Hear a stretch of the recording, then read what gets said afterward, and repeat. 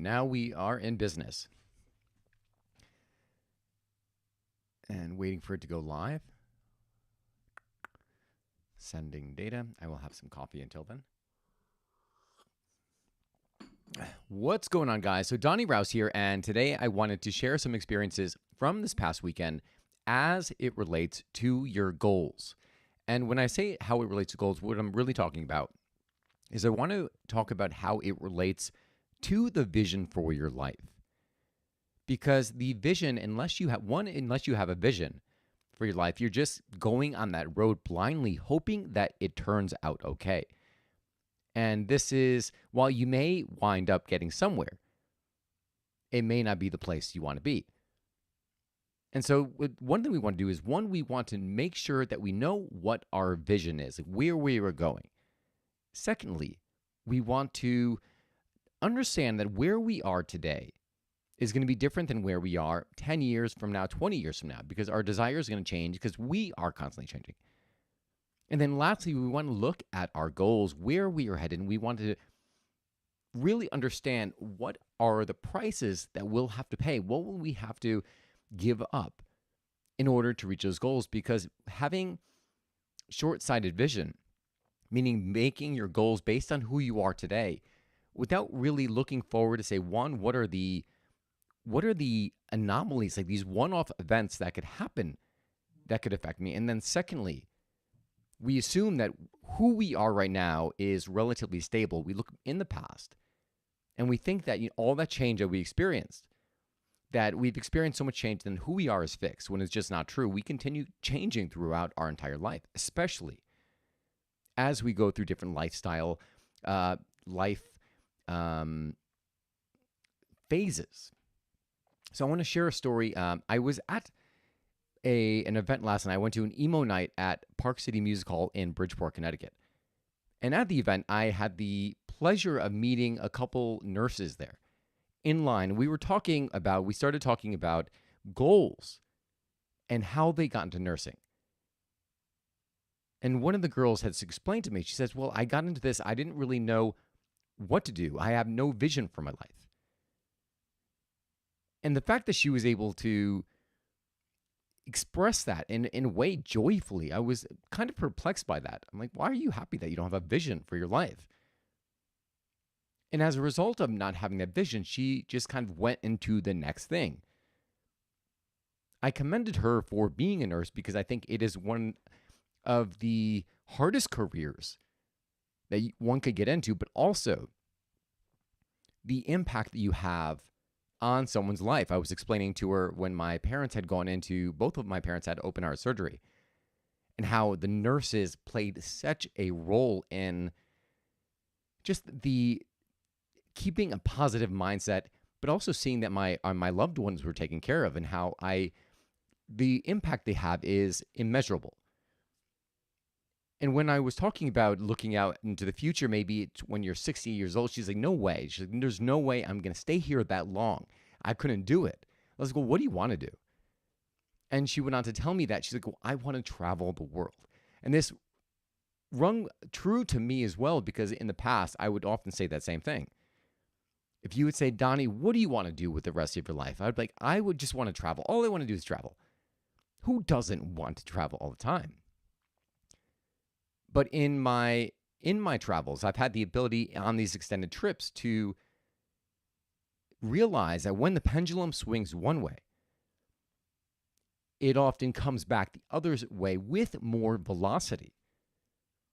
So that it wasn't really the travel that I wanted so badly, but really what I wanted was something to be really immersed in my work and to feel purposeful with it. But that's not where I was going with her. So she explained that to me. And it just got me thinking about how when you don't know where you're going, any decision seems like the right decision. It's like the Cheshire Cat in Alice in Wonderland through the looking glass.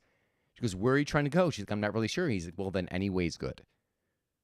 And that same principle applies for life, but you may be going somewhere that you do not want to be.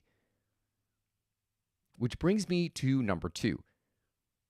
We always assume that who we are right now is fixed, and that who we are in the future is just going to be a slightly different vision than who we are right now. But when we look at the past, we see all of this growth. We see who we've changed, or who we were and how we've changed.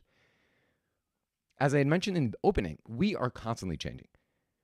You are not the same person you will be tomorrow, let alone 1 week, 1 month, 1 year, 10 years, 20 years from now. So why should your goals be any different? This same person, she was telling me about her sister, how her sister majored in finance and she's in a career now where she is miserable. Her motivations for going into finance were because she wanted the money, right? That was when I first started out. Those were my motivations. I had these, I had these aspirations. I wanted to have like the Ferrari. I wanted to have this giant mansion. But once I had a taste of what life would look like pursuing that dream, everything changed. I went to work in corporate finance and then, at an investment bank and then in corporate finance, and I was extremely unhappy. And I realized that the price that I would have had to have paid was not worth it. And it's not to say that these things are out of reach, right? If I want those things, that I can go get them with my coffee business. But what I want has also changed. I don't desire that because I saw that as just part of my ego reaching for it. What I really desire now is I want experiences. Experience make my life rich. But I was extremely grateful because when I was younger, I was able to experience so much pain in that job, realizing there's no freaking way I could ever do this for the rest of my life, let alone 1 year from now. Couldn't even fathom 5 years, 10 years, 20 years from now. So it was very, very difficult for me to move forward even another day. And that's when I quit and I chose to pursue my passion for coffee. But think about how many people don't look into the long term, they don't experience that immense amount of pain in the beginning. So as a result, they go down the career path knowing that their ambitions, what they really want, is maybe materialistic, which is okay. But what they're not real about is the cost of that. And so as a result, they may get 10 years down the line and realize that the rest of their life has fallen apart. And what we do not want is for you to experience that. And if you are in that place right now, then there's no better time to hit the brakes right now to decide what do you want for the next 5, 10, 15 years, 20 years, however long for your life. Because often we think about what we're doing. I'll use my coffee, for example. Me producing my bottled espresso beverage. I'm like, well, yeah, this is great. I mean, I could keep doing it. I could maximize production, get a little bit more, and everything's great until the body starts to break down. I didn't think about that. I didn't think like, well, if I'm doing this for 15 years now, that it's going to have some kind of effect on my body. But when you look at it, it's only logical, right? I'm doing repetitive movements all the time. If you're watching this on video, my hand is swollen. It's only logical to be like, oh, of course it's going to happen. Something like that's going to happen. It's logical. But we don't look at those things. We kind of have this narrow focus, and we continue thinking that who we are or how we're operating today is going to be the same as how we will operate in the future, which brings me to that third point. Who you are right now is going to be completely different than who you are 5, 10, 15, 20 years from now. Because as you experience life, your values are going to change, especially depending on the life cycle you are in. When you're younger, you might crave more material possessions. But then as you get older, you realize, you know what? This is not worth it. I am not happy with this, right? I want more of my time back.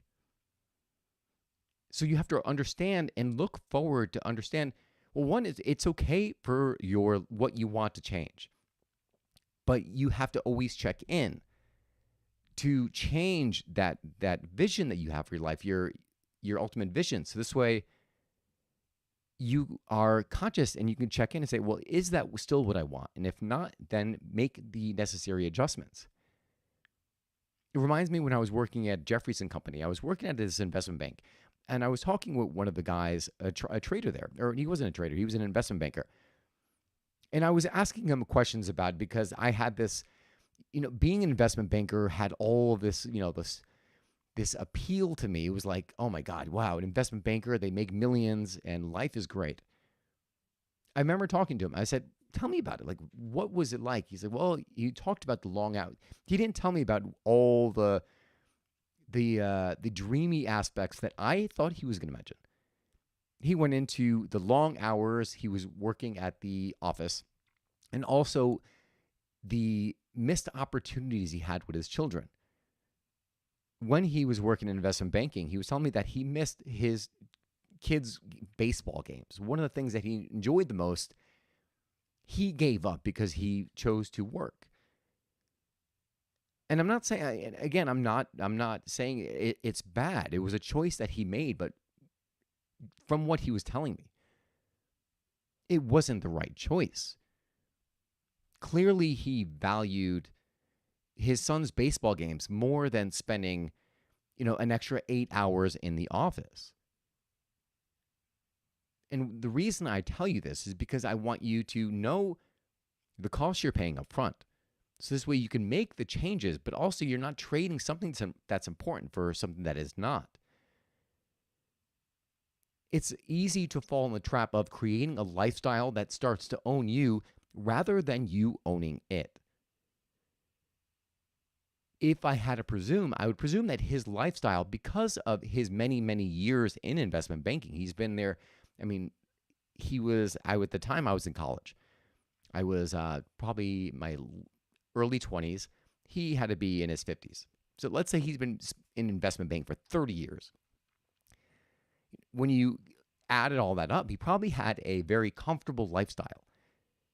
And as a result of that, it owned him.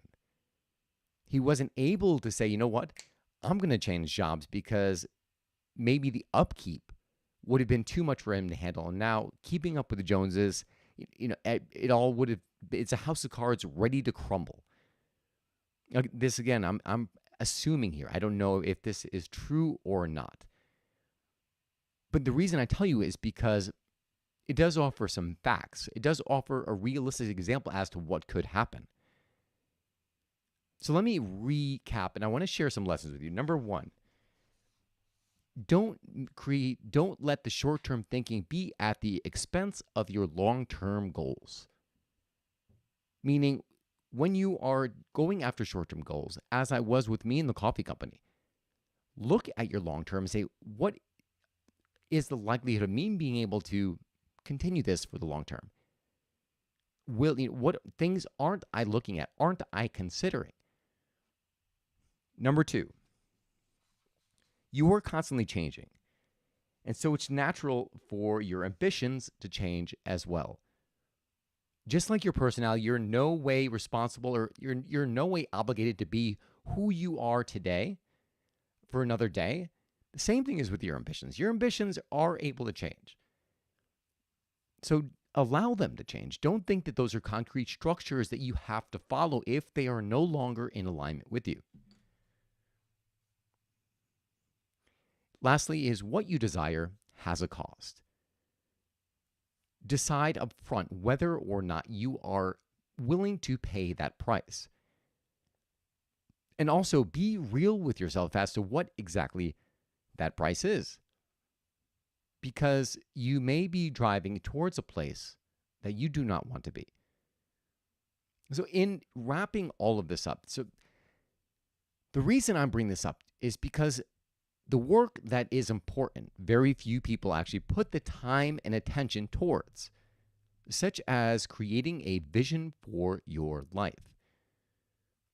Because with that vision, when you're constantly looking at it, it constantly reminds you, it's your North Star pointing you in the direction where you go. Opportunities will arise as they always will. But you need to know which ones to let in and which ones to turn away, which ones are going to move you forward, which ones are going to take you off your path. And if you get taken off that path, it's okay, right? Because it's only natural. But it's extremely important to be aware of when you're off path so you could reconnect with that vision and continue towards your life purpose, your life goal, your life vision. So I hope this in just helps you look at your where you're going right now, the career you're in, and just allows you to ask that question. Say, is this the right path for me? If I look out 20 years from now, can I continue this? And then if not, what do you have to change right now? And then the homework I have, if you've contemplated these, the homework I have for you is to take a step, is to take action in that direction. Because every moment is a gift, and especially this moment right here. So I appreciate you guys being here. Thank you so much for tuning in. As always, remember, you only get one life. Live fully, live passionately, and most of all, live now.